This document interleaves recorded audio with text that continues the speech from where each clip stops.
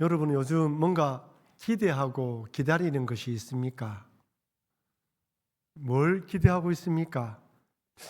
좀 나이가 들면 들수록 좀 기다리고 기대하는 것보다 그냥 내버려 두고 되는 대로 살아갈 때가 참 많지요. 하지만 우리 어릴 때는 뭔가를 많이 기다렸습니다. 여러분 어릴 때 뭘 기다렸습니까? 제가 이 설교를 준비하면서 저를 돌아보니까요, 어릴 때는 소풍이 그렇게 기다려졌습니다. 저는 여기 교회 옆에 있는 성전초등학교를 다녔습니다. 나왔습니다. 성전초등학교는 소풍 어디로 갈까요? 황령산 갑니다. 좀 나이가 들면 멀리 가지만 가까운 황령산, 늘 친구들과 뛰어놀던 그곳. 그럼에도 소풍 간다면 그날 밤에 잠이 오지 않고 들떴습니다. 늘 놀던 친구들과 그렇게 놀았는데도 소풍 가는 날 좋지요. 어릴 때는 또 어른이 빨리 되기를 기다렸습니다. 어른이 빨리 되면 엄마한테 잔소리 안 듣고 하고 싶은 대로 하고 가고 싶은 대로 가고 먹고 싶은 대로 먹을 수 있지 않을까 생각을 해봤습니다. 근데 어른이 되니까 책임감이 막중해요. 그러니까 또다시 어릴 때 시절이 그립습니다. 그때 뛰어놀던 그 친구들은 어디서 무엇을 하고 있을까, 이런 생각을 가지고 있습니다. 그렇다면 여러분, 어쨌든 뭔가를 기다리고 기대한다는 건 좋은 것입니다. 그렇다면 여러분, 하나님은 우리 성도들한테 무엇을 기대할까요? 우리 교회가 어떤 교회가 되기를 기대할까요? 바라고 있을까요? 여러분 각자에 대한 기대가 무엇일까요? 내가 하나님께 바라고 뭔가를 기대하는 것보다 하나님이 우리에게 바라는 것이 있다면 무엇일까요? 저는 그것을 비전이라고 생각합니다. 하나님, 우리가 예배자가 되기 원합니다. 어떠한 상황, 어떠한 환경 가운데서 예배하는 자가 되기 원해요. 제가 말한 예배는 주일날 1시간 와서 예배 드리는 거, 여러분 집에서 개인적으로 예배 드리는 거, 새벽기도, 수요기도에 드리는 걸 말하는 것이 아닙니다. 그걸 총괄하기도 하지만 제가 말하는 예배란 여러분이 삶의 현장에서 하나님의 선하시고 기뻐하시고 온전한 뜻이 무엇인지 분별하고 그 뜻에 따라 살아가려고 몸부림치는 거, 그 몸부림치는 것을 가지고 그날의 제사, 오늘의 제사를 드리는 것이 예배입니다. 그래서 여러분들이 정직하게 오늘 딱 이 자리에 왔을 때 앉아가서 일주일 동안 삶을 돌이켜보고 회개할 것은 회개하고, 또 주님을 바라보며 은혜를 구할 것은 구하는 것입니다. 그것이 우리 예배입니다. 하나님 우리를 예배자로 세우는 것이 우리를 부르신 이유입니다. 여러분, 교회 부흥, 왜 교회 부흥하길 원합니까? 사람들이 많이 모여서 북적부리면 좋기 때문입니까? 아니에요. 사람들이 많이 오도록 하기 위한 것도 그들이 예배자가 되도록 하기 위한 것입니다. 이게 우리 목표입니다. 여러분들이 평생 살아가면서 나는 하나님의 예배자로 살겠습니다 라고 살아가야 되는 것이죠. 그리고 두 번째가 뭐냐면 칭송받는 교회가 되는 것입니다. 여러분, 사도행전 2장 47절 말씀 우리 같이 한번 읽어보겠습니다. 하나님을 찬미하며 또 온 백성에게 칭송을 받으니 주께서 구원받는 사람을 날마다 더하게 하시니라. 이제 우리 교회 교인들이라면 사도행전 2장 47절 말씀은 이제 암송할 수 있을 정도입니다. 하나님을 찬미하는 교회, 온 백성이 칭송받는 교회, 주께서 날마다 구원하는 사람을 더하는 교회. 주님이 우리를 모아주신 이유도 여기 있습니다. 교회의 존재의 이유가 바로 여기에 있습니다. 모든 프로그램을 하는 거, 뭔가를 바꾸려고 하는 거 다 여기 이유가 있습니다. 여기 칭송을 받는다라는 헬라어 뜻은 호감이란 뜻입니다. 호감 간다는 것이죠. 호감이라는 단어는 긍정적이며 좋은 에너지입니다. 여러분, 호감 가는 사람 다들 좋아하죠? 딱 좋아합니다. 그런 사람 옆에 있고 싶습니다. 같이 이야기를 나누고 싶어요. 오랜 시간을 같이 나눠도 기분이 좋습니다. 근데 조금 그렇지 않은 사람 같이 있으면 힘들어요. 서로 힘이 듭니다. 에너지가 빼앗겨요. 기분이 좋지가 않아요. 그래서 사람들은 호감 가는 사람들과 함께 하길 원합니다. 호감 가는 사람 되기를 원합니다. 여러분, 과거에는요, 교회들이 지역의 칭송을 많이 받았습니다. 근데 여러분 한번 보십시오. 교회들이 좋은 일을 많이 합니다. 근데 세상은 좋은 일 하는 것을 알리지 않아요. 조금 안 좋은 일, 나쁜 일만 있으면 부각시킵니다. 마치 모든 교회가 다 그런 처럼 이야기를 해요. 하지만 절대로 그렇지 않습니다. 일부분이에요. 그렇지 않은 사람도 있습니다. 그렇지 않은 교회도 있습니다. 그렇지 않은 목회자도 있습니다. 대부분이 그런 것은 아닙니다. 얼마나 기업을 위해서 교회를 섬기는지 모르는지 아는지 몰라요. 많은 물질의 많은 부분들을 돕습니다. 하지만 그럼에도 불구하고 지역의 교회들이 호감을 많이 잃은 것은 사실입니다. 제가 아는 교회가 이전을 하고 교회당을 아주 작게 지었습니다. 작게 지었는데 교회처럼 짓지 않고 일반 빌딩처럼 지었어요. 그래서 이제 목사님 십자가를 언제 답니까? 물어보니까 맨 마지막에 단다는 거예요. 왜? 교회인 줄 알고 민원을 이을까 싶어서. 요즘은 지역 주택가에 종교 단체가 들어오는 걸 원하지 않아요. 그래서 교회도 이렇게 교회라고 이름을 짓지, 교회라고 막 이렇게 짓지 않고 그렇게 일반 빌딩으로 좀 지은 것 같습니다. 사람들이 많이 모이고 시끄럽다고 또 사람들이 싫어하는 것 같아요. 서울의 대형 교회 주변에 사는 주민들은 주일마다 몰려오는 차량들 때문에 힘들다고 하소연합니다. 올해 1월 달에 우리 교회에서 다음 세대 주관으로 연합 동계 수련을 했습니다. 초등부, 중고등부, 대청부 아이들이 밤에 모여서 집회를 했어요. 그렇게 시끄럽게 떠든 것도 아닌데 주민이 민원을 이어서 경찰이 출동을 했습니다. 그래서 경찰한테 우리 곧 마친다 이야기하고 그 경찰이 주민을 설득해서 이제 마친다니까 가십시오. 지금 이런 세상이 되어버렸습니다. 그렇다면 여러분, 이런 시대에 어떻게 해야 교회들이 호감 가는 교회, 칭송받는 교회가 될 수 있을까요? 오늘 본문의 예루살렘 교회를 한번 보십시오. 예루살렘 교회는요, 오늘날처럼 이런 교회당이 있은 교회가 아닙니다. 베드로가 한번 설교했을 때 몇천 명요? 3,000명, 또 5,000명이 회심했어요. 거기는 여자들이 포함되어 있다? 포함되어 있지 않아요. 아이들이 포함되어 있다? 포함되어 있지 않아요.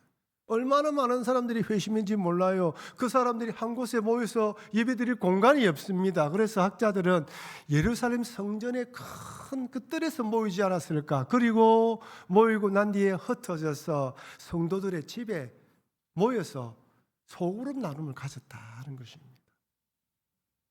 그런데 사람들이요, 그 예루살렘 교회, 그렇다고 예루살렘 교회가 지역을 위해서 구제 사업을 한다든지 이런 걸 한 적이 없어요. 그 이후에 그러되었지만 초기에는 그런 것이 없습니다. 그럼에도 불구하고 사람들은 예루살렘 성도를 보면 무서워했다고 이야기해요.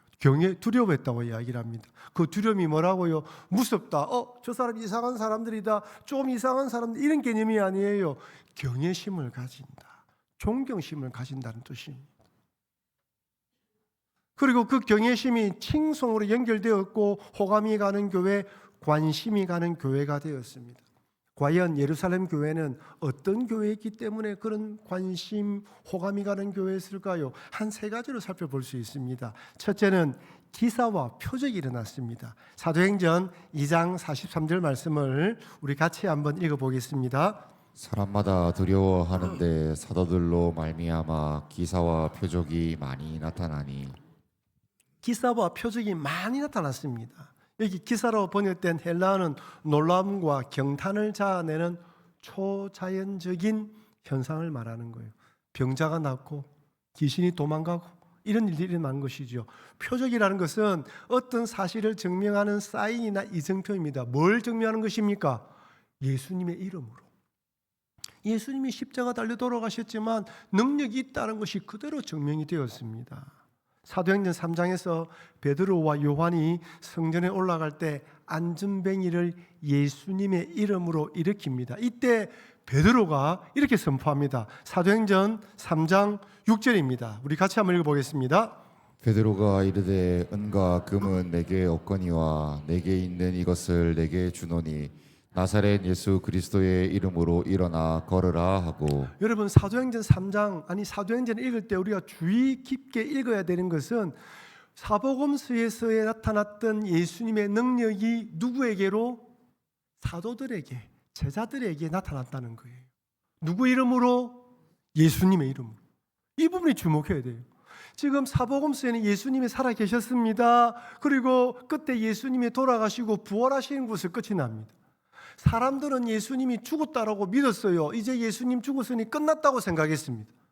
근데 예수님의 제자들이 예수님 부활했다고 증거하면서 예수님의 이름은 능력을 행해요. 그런데 예수님 이름으로 선포할 때 능력이 일어났다는 것입니다. 그래서 여러분, 사복음서에서는 예수님께서 주도적으로 역할했다면 사도행전에서는 제자들, 예수님 믿는 이런 사도들이 역사를 행하고 있다는 거예요. 예수님 이름으로. 지금 우리가 살아가는 이 시대는 사실 초대교회처럼 기적과 표적이 많이 일어나지 않습니다. 그렇다고 일어나지 않는다고 말씀드리는 것도 아닙니다. 지금도 얼마든지 능력과 기적이 일어납니다. 그래서 저는 병자를 위해서, 그리고 수요 기도회 때마다 우리 성도들을 축복하면서 야사렛 예수 그리스도 이름으로 선포하며 기도합니다. 우리도 병원 가시기 전에, 여러분도 병원 가시기 전에, 수술하기 전에 약을 먹으면서도 이 약이, 이 모든 치료가 예수님 능력으로 함께하여 주시옵소서 기도해야 됩니다. 여러분, 치료하시는 분은 하나님이십니다. 하나님께서 의사의 손을 붙들어 주시는 것입니다.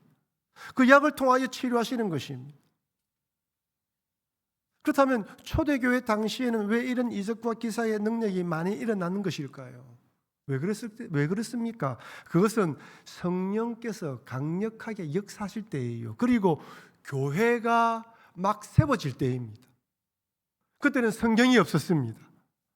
예수님에 대해서 잘 몰랄 때예요. 그러니까 성령께서 강력한 역사로 예수님의 이름으로 능력이 드러나게 만들어 준 거예요. 그래서 사람들이 예수님이 부활했구나 깨달았습니다. 지금 이 시대는 어떻습니까? 우리에게는 성경이 있어요. 2000년 동안 수많은 데이터를 가지고 있습니다. 성경 안에 예수님이 어떤 분인가 나와 있습니다. 그리고 주님은 이제는 전도의 미련한 방법으로 복음을 전하기 원하셔요. 여러분, 주님이 우리가 복음을 전하기 원하시는데요. 여러분, 여기에 두 가지 뜻이 있습니다. 첫째는요, 단지 입으로만 전하는 게 아니에요. 입으로 복음을 전해야 됩니다. 예수님 부활했습니다. 전해야 됩니다. 하지만 삶으로도 정해야 됩니다. 어떤 삶입니까? 첫째는 능력이 역사가 일어났을 때, 도움이 있을 때 간증해야죠. 야, 이 일 하나님께 기도했기 때문에 하나님 응답해 주셔서 하나님 살아계셔. 그러면 세상 사람들이 깜짝 놀랍니다. 진짜 지금도 하나님 믿고 있는 사람들이 있나? 반대, 고난과 역경이 찾아올 때 하나님 믿는 믿음으로 신실하게 믿음의 자리를 지키는 것입니다. 여러분, 죄송하지만요, 제가 보니까 세상 사람들은요, 예수제이들이 예수 믿어서 잘 되는 걸요 시기합니다. 별로 좋아하지 않아요. 예수님 기도하면서 응답받았다 이러면 별로 좋아하지 않습니다. 그러면서 예수 믿는데 어려움이 찾아오면 어떻게 하는지 다 지켜봅니다. 저 진짜 예수제이 맞나? 그죠? 그럼 속아서 이야기합니다. 네 예수 믿는다면서 너가 믿는 하나님 와간 도와주노? 싹 찔러봅니다. 그러면서 우리 지켜봅니다. 그때 우리가 그 믿음과 신앙을 가지고 주님을 의지하며 이겨낼 때, 그때 세상 사람들이 깜짝 놀랍니다. 왜? 자기들은 예수 믿으면 복받는다 생각하거든요. 예수 믿으면 잘 된다고 생각하는데, 아니 그렇게 예수 잘 믿어도 내가 보기에도 네 예수 잘 믿는 것 같은데 그런 어려움 주시는 하나님이라면 살아계시나? 나는 네 같으면 벌써 갈아탔다. 분명히 그래 말할 거예요. 여러분, 욥기에 놓은 욥의 아내 아시죠? 3대 악처라고 합니다. 근데 여러분 자세히 읽어보면요, 욥의 아내가 그럴 만한 충분한 이유가 있어요. 욥의 아내가, 욥이 자기 남편이 고난과 역경을 당한 걸 봤습니다. 그때 이렇게 독서를 퍼부어요. 욥기 2장 9절 우리 같이 한번 읽어보겠습니다. 그의 아내가 그에게 이르되 당신이 그래도 자기의 온전함을 굳게 지키느냐? 하나님을 욕하고 죽으라. 이 구절만 딱 읽어보면 야, 욥의 아내가 신앙이 없는 것 같아요. 근데 여러분, 왜 욥의 아내가 이렇게 하나님에 대해서 부정적으로 말했을까요? 여러분, 욥을 가장 가까이서 지켜본 사람이 누구이죠? 욥의 아내입니다. 죄송하지만 여러분을 가장 가까이서 지켜보는 사람은 여러분의 자녀들이고 여러분의 배우자입니다. 여러분의 부모님입니다. 잘 알아요. 이 사람이 정말 신앙이 있는지 없는지. 욥의 아내는 자기 남편이 신실하게 진실하게 하나님을 섬기는 걸 가까이 지켜보았습니다. 이렇게 하나님 잘 믿는 내 남편에게 이런 역경과 고난을 막아주시지 않는 하나님이라면, 이걸 내려주시는 하나님이라면 믿을 필요가 없다는 거예요. 그래서 욥에게 당신 그 하나님 믿지 말라는 것입니다. 당신처럼 잘 믿는데 하나님을 어떻게 하나님이 이렇게 내버려 둘 수 있냐는 거예요. 근데 여러분, 욥이 어떻게 이야기합니까? 그런 이야기하지 마라, 하나님 원망하지 마라 말하면서 이렇게 이야기를 합니다. 주신 이도 여호와요, 거두신 이도 여호와라. 여러분, 말은 쉽지요? 쉽지가 않습니다. 여러분 주변에 신앙생활 하다가 그만두신 분들 많이 있죠. 언제 떠나갑니까? 고난과 역경 가운데 도와주시지 않는다라고 실망하며 하나님 떠나갑니다.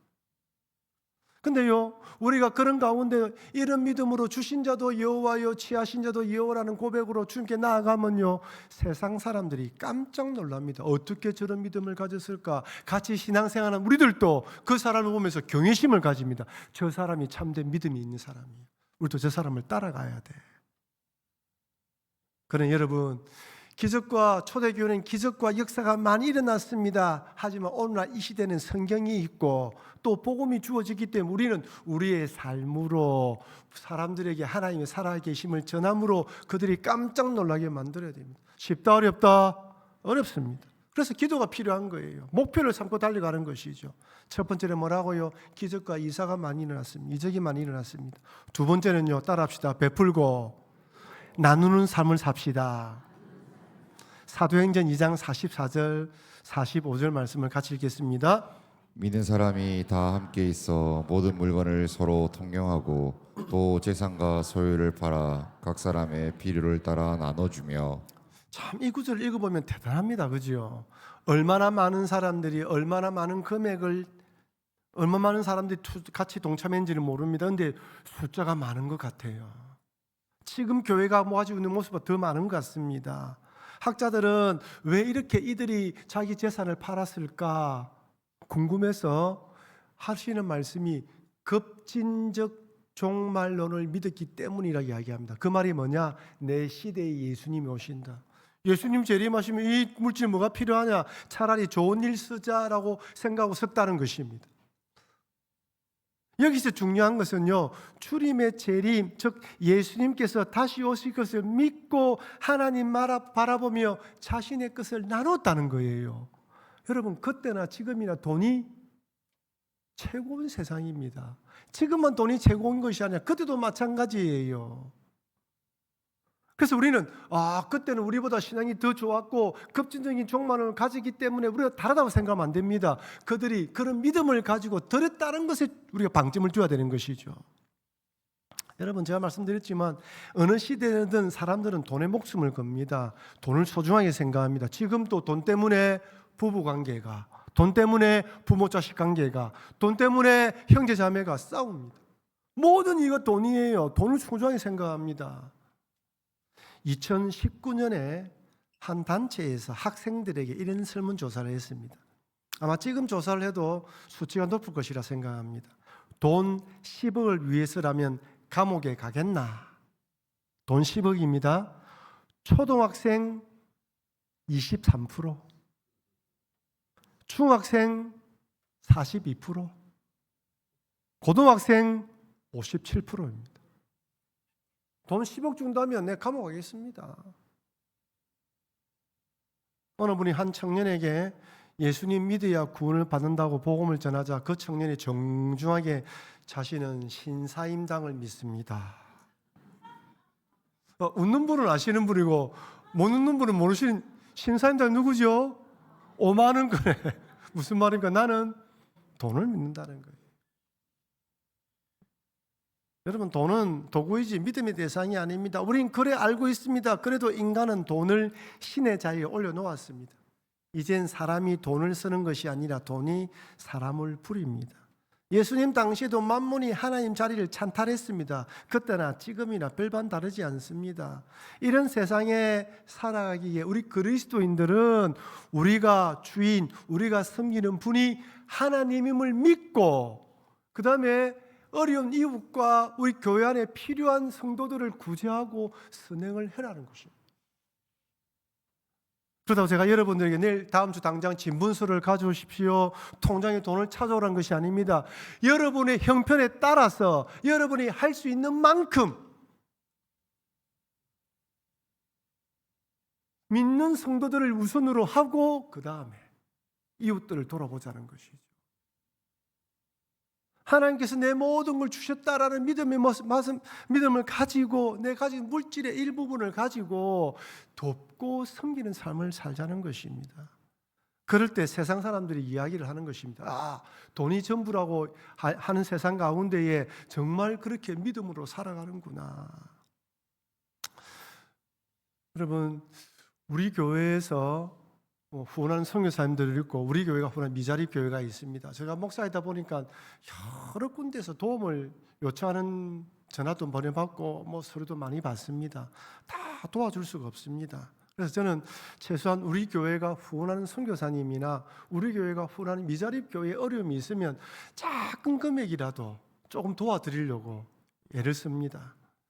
우리 교회에서 주 후원하고 있는 인도에 사회 가시는 선교사님 계십니다. 우리 교회 출신이고 사모님 사역하고 계시는데 이번에 인도 선교 사역을 위해서 사역 계획을 세우시면서 저희 교회에 도움을 좀 요청해 오셨어요. 아마 후원하는 교회 다 도움을 요청해 하셨겠지요. 그래서 우리가 후원하는 선교사이기 때문에 어떻게 하면 좋을까 선교위원장인 장로님과 의논하다가 기도하는 가운데 있었습니다.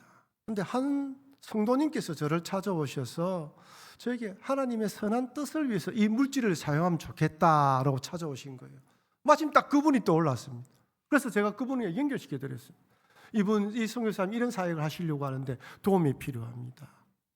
기꺼이 그 다음날 금액을 보내주셨어요. 참 감사하시더라고요. 여러분, 좀 있으면요 우리 교회에 장학재단이 설립됩니다. 지금 준비되어 있어요. 조금만 더 있으면 정식으로 발족할 것입니다. 지금까지 교회에서는 장학 헌금이라면 1년에 상반기, 하반기 성도들 헌금을 모아서 자녀들에게 이 돈을 이렇게 장학금을 나눠주는 형편이었습니다. 지금은 그렇지 않아요. 지금은 한 분이 큰 금액을 헌금해 주셔서 그 금액을 기반으로 운영을 해서 거기에 나오는 이익을 가지고 계속해서 자녀들에게 돌아갈 수 있도록 하려고 합니다. 그냥 물질을 제공하는 것이 아니라 청년들이 자립적으로 뭔가를 계획하고 꾸미는 일에 대해서 적극적으로 투자를 하려고 합니다. 그것도 그 한 분의 큰 물질의 헌금으로 그 일이 시작되었어요. 그 금액은 교회 재정과 따로 딱 분리되어 있습니다. 오래전에 한 근사님께서 돌아가시면서 장학금을 헌금해 주셨습니다. 그 금액으로 한 10년 정도 아이들에게 장학금을 또 전달했습니다. 여러분, 돌아가시기 전에 여러분의 재산의 일부분, 제가 생각하기에는 한 5%에서 3% 정도 교회에 유산으로 남겨주시기를 바랍니다. 지정을 하시면 됩니다. 선교 헌금, 장학 헌금, 교회 지금 이 리모델링 해야 됩니다. 그런 헌금의 목적 헌금으로 딱 사용해 주십시오. 제가 보니까 한 10% 하라고 하면 자녀들이 반대할 것 같아요. 만약 자녀들이 괜찮다 한다면 10%까지는 괜찮습니다. 딱 금액을 딱 지정해 주십시오. 아시죠? 외국의 부모들이, 많은 성도들이 돌아가시면 교회에 기증하셨기 때문에 그 교회들이 그것을 가지고 교회를 운영하고 또 복음 전하는 사역을 하고 있습니다. 미리 유산을 작성하실 때 미리 작성하시고 자녀들에게도 미리 말씀을 하십시오. 이 금액만큼은 교회 다음 세대 자녀들을 위해서, 이것을 위해 사용하면 좋겠다. 너희들이 기꺼이 동참해 주면 좋겠다. 여러분, 교회적으로도 우리 지역 사회를 위해 꼭 필요한 일들을 적극적으로 하려고 합니다. 몇 전에 말씀드렸지만 교회 위쪽에 위치해 있는 LH의 점포 다함께 돌봄 센터가 있어요. 여기는 방과 후에 자녀들을 모아서 돌보는 센터입니다. 이 센터에서 젊은 부모와 어린 자녀를 위한 세미나를 했으면 좋겠다 해서 저희 교회에 요청을 했습니다. 기꺼이 본당을 빌려드렸습니다. 그리고 교회에서 오시는 분들에게 선물도 드리도록 준비도 했습니다. 거기에는 우리 지역에 사시는 분들 가운데 한 150명이 참석했는데 우리 교회에 처음 오신 분이 많아요. 교회 본당에 처음 와봤다. 이런 유익한 일을 하시네요. 다들 감사했습니다. 한 달에 한 번 지역 어르신 생신잔치를 부산진구 장애인 노인복지관과 연관해서 같이 합니다. 행사와 계획은 그들이 다 진행을 하고 저희 교회는 간식과 그다음에 장소를 제공합니다. 이 지역에 사시는 어르신들 가운데에 30명 정도가 매달 한 달에 한 번씩 우리 교회를 방문을 합니다. 그분들이 나가시면서 교회에서 좋은 일 한다라고 인사를 합니다. 교회에서 별로 큰 일을 해드리는 것도 없어요. 연말이 되면 김장 나눔 행사를 합니다. 어떤 분들은 왜 그분은 감사하지 않는다고 이야기를 해요. 하지만 교회에서 교회 이름으로 나눠드리고 나면요, 그분들이 교회에 감사하다고 이야기를 해요. 교회에 좋은 일을 한다. 아, 교회가 좋은 일을 하고 있구나. 제 마음속에 이 지역의 어르신들을 섬기는 일은 우리 김장도 나누면 드리고 이런 일을 하는데 청년들에 대한 마음이 늘 있었습니다. 그때 제 마음속에 자립청년들을 알게 되었습니다.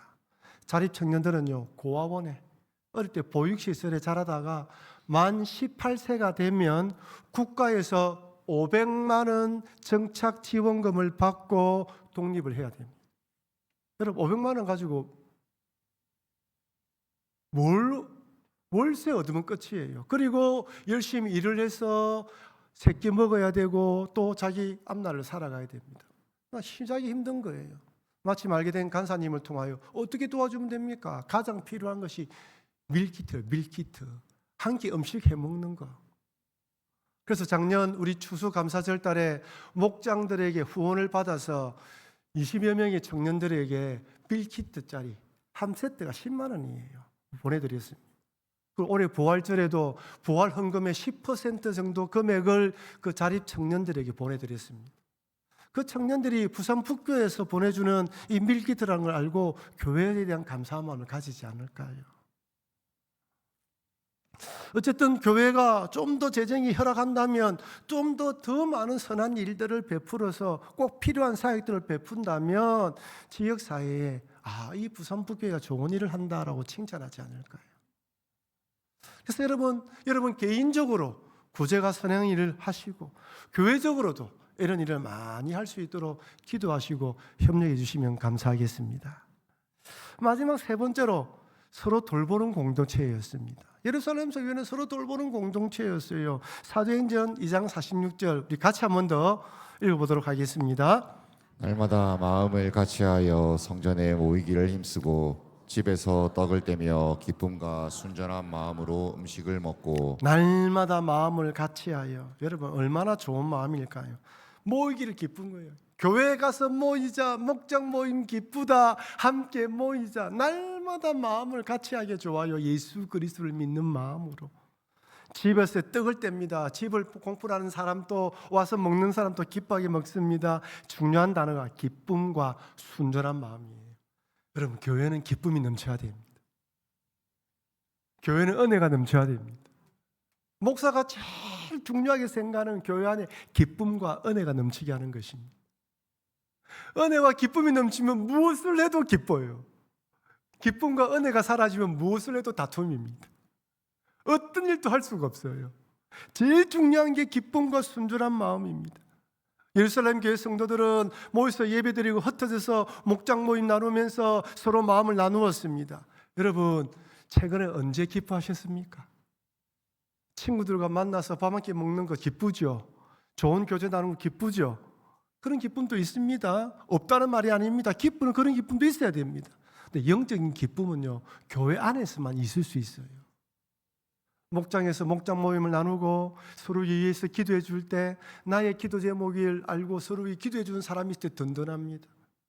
저희 교회 새로 등록하신 분들 중에 이렇게 목장에 들어가 정착을 잘 하신 분들이 많이 있습니다. 그분들이 한결같이 하는 말들이 목장에서 목장 나눔을 가지고 그분들이 나의 나눔을 기도 제목을 가지고 기도해 준다는 것이 든든하다는 것. 나만 이 힘든 문제를 가지고 고민한 줄 알았는데 이런 분들도 이런 고민이 있구나. 그걸 같이 나누고 기도하는 것이 얼마나 좋은지 모른다는 거예요. 지금 중고등부 수련회 끝나고 대청부 수련회가 오늘 밤부터 진행됩니다. 저는 수련회 가면 아이들이 꼭 하는 말이 믿음의 친구가 되라 라고 이야기합니다. 세상 친구들도 위로가 되지만 믿음의 친구는 기도해 준다. 서로를 위해서 꼭 기도하라고 이야기합니다. 아이들이요, 자기를 위해서 기도할 때도 울지만은요, 친구를 위해서 기도해주면 눈물이 더 나요. 여러분 그런 경험 있죠? 목장에서 기도할 때 어느 사람의 목장 기도 제목을 가지고 기도할 때 가슴이 울컥할 때가 있잖아요. 왜 그렇습니까? 그의 아픔이 나에게 전이되기 때문입니다.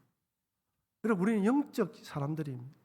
남의 아픔이 나의 아픔이 되는 것이. 그래서 목장에서 서로 나눔을 가지고 기도해 줄 때 큰 은혜가 됩니다. 여러분 세상에는요, 경쟁과 비교와 시기와 질투가 끊이지 않아요. 아무리 친한 친구를 만나도 그 친구가 좀 잘 못됐다가 잘 되면 배 아픈 게 우리 인간이에요. 근데 교회 안에서는요, 서로가 서로를 위해서 기도해 줄 수 있습니다. 순전한 마음으로 기쁨을 나누고 교제를 나눕니다. 얼마나 감사한지 몰라요. 그럼 그럴 때 세상이 달리 봅니다, 우리를. 우리 교회는요, 구역에서 목장으로 바꾼 지가 벌써 한 20년이 된 것 같습니다. 2006년에 제가 부목사로 그때 하면서 이 구역 조직을 목장으로 바꾸면서 목장 교육도 시키고 목장이 일을 흘러간다고 이야기 나는, 지금 한 20년 동안 목장을 해오면서 성도들이 목장에서는 나눔을 가진다라는 게 준비되어졌어요. 지금도 아직도요, 구역 예배를 드리는 교회에서는 이 나눔이 안 됩니다. 근데 우리 교회는 이미 이 나눔이 물론 잘 되는 쪽도 있고 안 되는 쪽도 있습니다. 근데 우리가 그 20년 동안 배워왔던 것들을 가지고 목장에서 더 실천하는 것이 우리의 몫입니다. 그렇게 나눔이 활성화되어질 때 사람들이 우리 교회 안에서 상처가 회복되어지고 치유되어지면서 주님을 더 깊이 알아가게 되는 것입니다. 사랑하는 성도 여러분, 우리는 칭송받는 교회, 칭찬받는 성도가 되어야 합니다. 하나님의 놀라운 은혜를 경험하면 하나님께 영광 돌리면서 간증해야 됩니다. 고난과 역경 속에서도 주신이도 여호와요, 거둔신이도 여호와라는 믿음으로 통과해야 됩니다. 이럴 때 세상 사람들은 우리 그리스도인들을 경외합니다. 물질이 신이 된 세상에서 구제와 선행을 통해 하나님께서 살아계심을 전해야 합니다. 도움이 필요한 분들이 있다면 주저하지 말고 물질로 도우십시오. 그럴 때 세상은 우리를 칭찬하며 우리 교회를 칭송하며 하나님께 영광 돌릴 것입니다. 아울러 서로 돌아보고 섬길 때 세상은 칭송합니다. 치열한 경쟁 속에서 살아가기에 마음 뚫고도 없는데 우리 교회 목장을 통해 참된 교제를 나눌 때 세상은 호감을 가질 것입니다. 그리고 이런 교회에 하나님은 구원받는 사람을 날마다 더하여 주실 것입니다. 그래서 여러분 삶의 현장에서 참된 믿음으로 하나님 증거하시고 구제와 선행을 행하시고 섬김과 돌봄을 실천함으로 칭송받는 성도, 칭찬받는 교회 되는 일에 앞장서시는 여러분과 제가 되길 주의 이름으로 축원합니다.